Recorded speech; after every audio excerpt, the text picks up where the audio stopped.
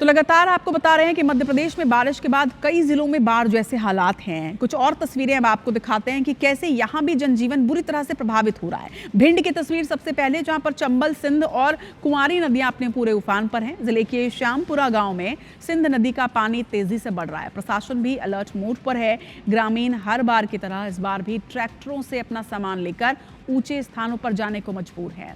गांव वालों ने गांव को ऊंचे स्थान पर बसाने की मांग भी पहले करी थी। कलेक्टर ने मौके का जायजा जरूर लिया है। कलेक्टर का कहना है कि 7 या 8 गांव बाढ़ से प्रभावित हैं। एसडीआरएफ की टीम ने कई गांव में रेस्क्यू भी किया है। श्यामपुरा गांव में सिंध नदी की वजह से किस तरह से तबाही का आलम है, तस्वीर आप देखिए। गांव जलमग्न है। 7 से 8 गांव बाढ़ की चपेट में आ गए हैं। लोग यहां से सुरक्षित दूसरी जगह पर शिफ्ट करने को मजबूर हैं।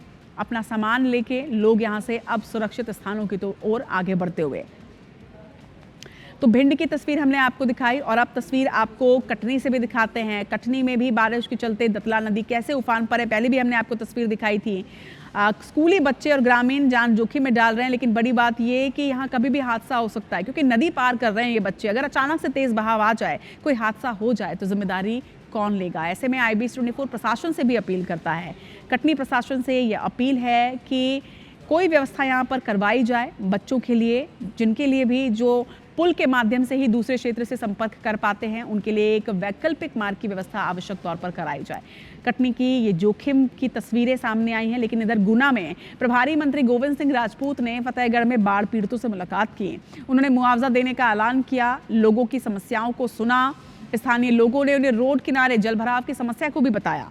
मंत्री ने हालांकि ये भरोसा दिलाया है कि सरकार हर संभव मदद कर रही है। मौके पर मौजूद कलेक्टर और SP को राहत कार्यों को तेजी से आगे बढ़ाने के लिए उन्होंने हिदायत भी दी है। तो ये तस्वीर आपके सामने है, गुना की ये तस्वीर है, जहां पर प्रभारी मंत्री मुलाकात करने के लिए पहुंचे। आपको बता दें कि गोविंद सिंह राजपूत ने न सिर्फ बाढ़ पीड़ितों से मुलाकात की, बल्कि इसके साथ ही प्रशासनिक अमले को हिदायत दी है कि सभी की उनको सुविधाएं जो है वो मुहैया कराई जाएं। समस्याएं विस्तार से न सिर्फ सुना, बल्कि उसके समाधान के लिए निर्देशित भी किया है।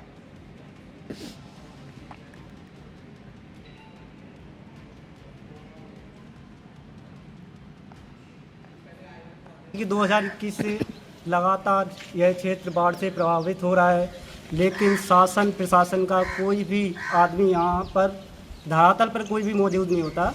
आके बोल के चले जाते हैं।